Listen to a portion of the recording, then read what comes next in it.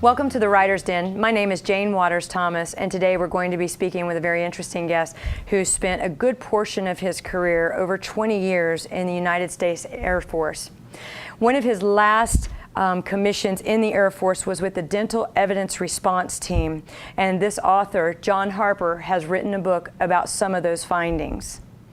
Welcome, John. Thank you. Thank you for having me, Jane. Absolutely. So the name of your book is Among the Dead and Evidence Response Team.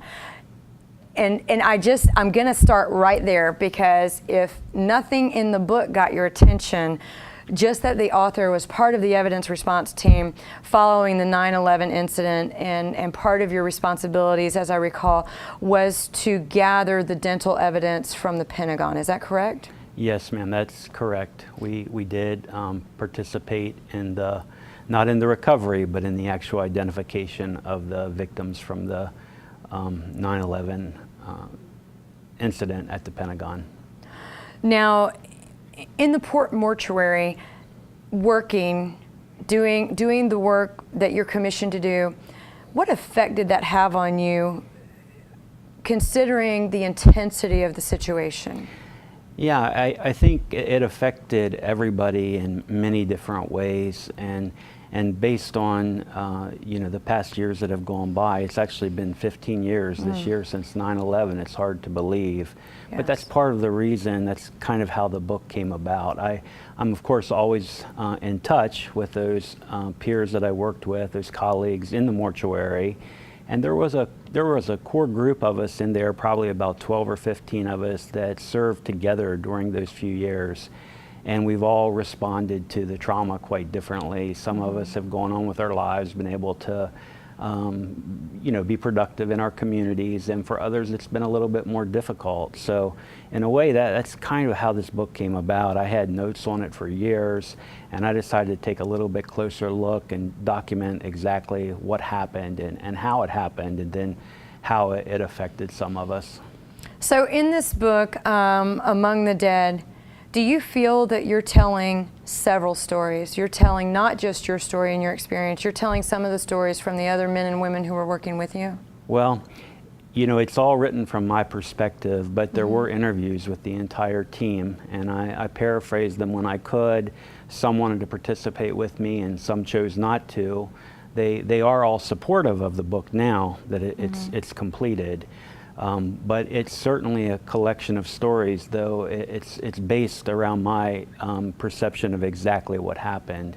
And I say that, you got to keep in mind the real reason that it was written, not just to look at how it happened and to document what happened, because we're not only talking about 9/11, then we're talking about going into the wars in Iraq and Afghanistan. And it affected many of those folks in horrible ways. It's true. Many of the workers in there suffered from their service, but they always knew it was honorable service. We were always proud to be in there. We were thankful. We felt like we were blessed and chosen to be in there, and we wanted to make the best of it. Now, what we have to remember is that the book is really about the fallen heroes, and that's what I like to stay focused on when I'm talking in public about it. A lot of times it'll come back to me, but it's never been about me at all. It's certainly about the fallen heroes and always remembering them. And especially at this time of the year with 9/11 coming and then Veterans Day will follow, it's very important that we always remember exactly those that have given all, so that we're able to wake up in the morning and enjoy our lives doing whatever we choose to do, whether it's here or whatever we choose to do. We're free because of those that have gone before us. Absolutely. And in researching for books, some authors, you live the research. You were living that. You were taking notes, from what I'm understanding. How long did it take you to go, I need to write this, from the time that you were there to, the actual this has to actually be a book. I have to tell the story. It is an incredible story, and it is a very true story. If you go back to those years, particularly immediately after 9/11, very few of us had much experience doing what we came to have to do you know, what was our duty to complete. We didn't have much experience. So if we go back to that time now and look back, we all have kind of varied memories over exactly what and how it happened. The theme is the same, but we still kind of remember what we, you know, were able to remember. So blending those stories, you know, it does turn out that sometimes they are a little bit separated. And so I didn't put anything in there that we were unsure of. I stuck to the facts as we remembered them. I wanted it to be completely honest and open. I knew that if somebody wasn't happy with the book, it would be okay. I had told what really happened. So I had been keeping notes during my time back then, mostly about how I was feeling, almost like a diary-like type situation. And I kept those throughout the years, all the time I was on active duty until I retired in '06. And I kind of always, in the back of my head, I realized what an incredible story it really was. And it is an incredible story about an incredible team, but again, it was serving the fallen heroes. And so at some point, I knew that we needed to document it. I didn't really think it would be me documenting it. I was hoping it would be somebody else, though I wanted to participate and help them however I could. But I think the reason it's taken so long, and this was just published in May of this year, the reason I think it's taken so long is because a lot of those memories that we had were really hard to deal with. Like, I don't think I could have written it 5 years ago or maybe even 10 years ago. I only got serious about it probably in the past 2 years or so, where I really got serious and said, I need to get this done. And I started talking to my guys again, my colleagues on the team again, on a regular basis, and that's kind of how it went. And when you started talking to them in this last attempt to say, hey, I think this needs to be written, was their response different? Well, I had pretty much complete buy-in because we all understood what we had gone through, that it was very important, and it's a piece of the story that isn't often discussed. And so, you know, I think it's important to help provide maybe a little bit of closure. Like, once you're reading the book, you're going to find out the precision and the care we took in doing our duty in the mortuary. You know, everything was always directed by honor, dignity, and respect. And I would want any mother or father or family member that picks up that book and they'd lost a son or a daughter, God forbid, that they knew that those fallen heroes were treated like my brothers and sisters in that building. And they really were. You know, they came in wearing the same uniform that I wore oftentimes, and it was very difficult. It was very difficult duty, a very difficult time. And we were just thankful to be the ones chosen to be there. So there was never any doubt it needed to be written. So I had pretty much complete buy-in. The problem was or not a lot, but several of the folks just weren't quite ready to talk about it yet. I just got an email yesterday morning from one of the young ladies in the team, and she's like, John, I'm just not quite ready to read it yet. I've got it here, but I just can't read it yet. Yeah, I mean, in the gravity of the topic is very real. It's very real. Is there one story that's in the book that it was just the hardest thing to write ever?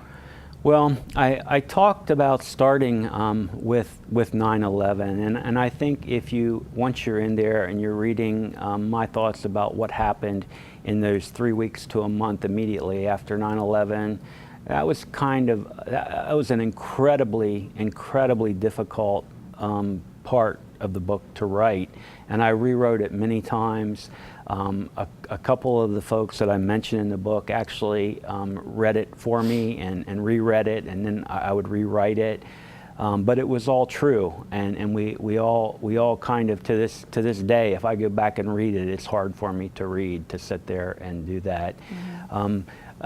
Probably the second hardest part, and I could be a little bit more, that is a little bit fresher to me. It happened near the end of my time in service, and I wrote about my last day in the mortuary, because we all have those stories. You know, we knew how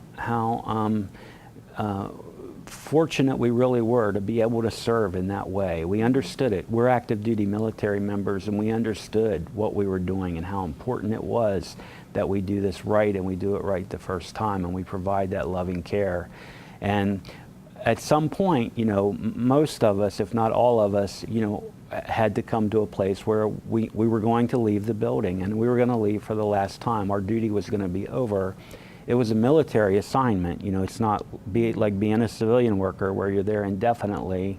It was a military assignment. We knew our time was coming up, and I was getting near the end, probably about 6 months to go prior to my retirement, and we had a victim come through. She wasn't out of the war theater. She was a victim of an accident or some sort of incident in Europe. And when she came through, she was just a kid. Like most of the folks that I work, and I talk in the book, I probably was in contact with many thousand, several thousand remains over those years I was there.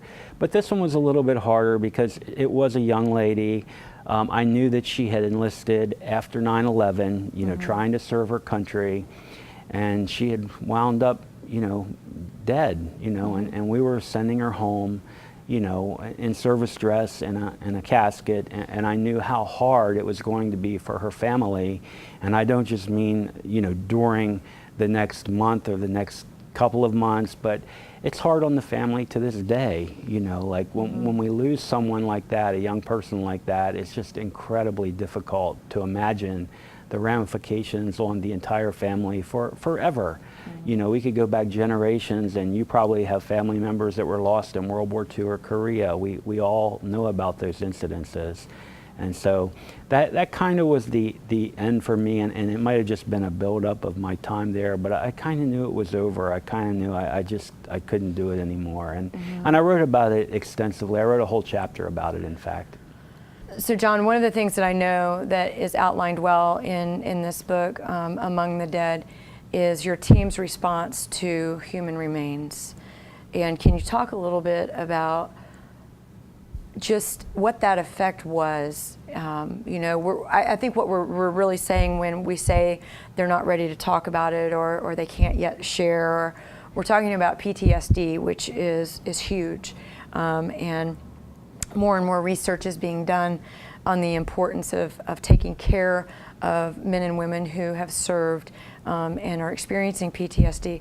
Talk a little bit about just the outlining in such depth of how your team members responded emotionally. Well, again, if we're talking 12 to 15 team members, and then we have many hundreds rotated through, but I'm mostly referring just to that group that I'm closest to, that I know personally. We all responded in very different ways. It's highly traumatic to deal with human remains on a daily basis, even if it were just once or twice or 3 times. This went on for years, right? So every day when we're coming to work, we know what we're coming into. Again, most of the folks that work with me on my team dealt with it in productive, positive ways. There were some that dealt with it in not so positive ways, but you're right, they are suffering symptoms of PTSD, and they do need to get treatment. And at the time, when you're in the middle of it, we did have access. We had access to mental health care. We had access to a chaplain that was in the building, but mostly we helped ourselves because we understood what we were going through. So a lot of times, if I tried to sit down and explain to the counselor what I was feeling or how I was feeling, it would be impossible to do it because it would be so outside the normal for anything that anybody would ever have to do. But if I sit down with one of my peers on the team, we might cry a bit about it, but we get those feelings out, Right. And now, there's so many responses to PTSD. It's such a huge subject, like you said, to trauma, and we certainly experienced those symptoms, But again, to me, it's not about where we were then or even where we've been since. It's where we're going, and I encourage everybody to follow up with their care, and to try to get help. If nothing else, just to talk to somebody. And I also would say if you're around someone who was not just with mortuary work, but if they were in the military, if they're a law enforcement officer and they're experiencing symptoms, and you know that they're hurting or you know something's wrong, you know, reach out to them and try to talk to them. Like, you know, try to get them, encourage them to open up a little bit, because you know, folks that are suffering the symptoms, you know, you might not realize that they might be isolating, and you just think, I haven't seen them for a while. You know, track them down, find out what's going on, and see if you can get them to talk about it.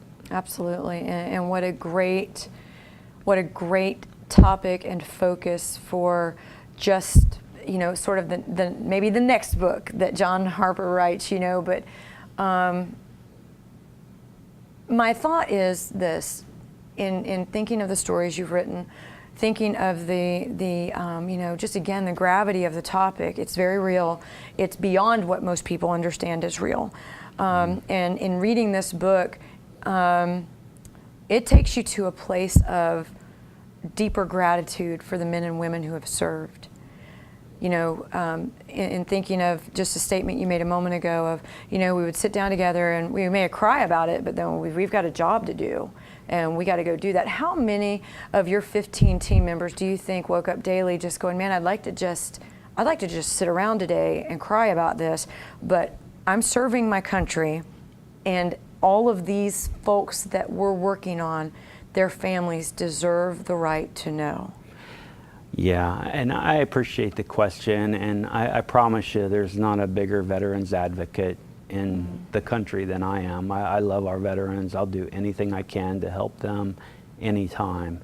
And I would say we sat around and talked about it a lot, but what I would share a story. I actually was working with, we had some civilians that worked in the mortuary, and one of them was an odontologist, a forensic odontologist. So he would do identifications and match up teeth to make a positive ID. And he would say to me, you know, John, I never served, and I used to think a little bit differently about the military. Sometimes I'd be worried about our country or where we're headed, or especially the military with the young people today that don't seem to be too involved with what's going on. They're more interested and they're more self-serving and more like that. And he says, but you know, since I've been in and I've been surrounded by your team, and most of my team was very young. I was one of the senior people on the team. I feel a lot better about our country and where it's going, and I know that there are a lot of young men and women out there who do want to serve, and we should encourage them. We should encourage them to service if that's what's in their heart. And so I think if you say, did we sit around and not want to go in, I don't know that that's ever realistic. Like we were going in, you know, we were going to go in. We were going to do, it was our little piece of service. You know, there are men and women fighting on the front lines for our freedom. This is a tiny piece, the only thing that we could do to help, and we were going to get it done. What do you hope that your readers take away from your book, Among the Dead? I hope they get a better appreciation for our military men and women and our veterans, and I hope that it makes them a little bit more thankful for the freedoms that they enjoy. And I hope that they will, if they see a veteran, they'll walk up on the street and thank them. And because we never know what any of them did. They all did their own little piece, and it was all very, very important. And I'm just thankful that folks are interested in it, to be honest. Absolutely. How did writing this book about this time in your life, how did writing the book change maybe who you are as an individual?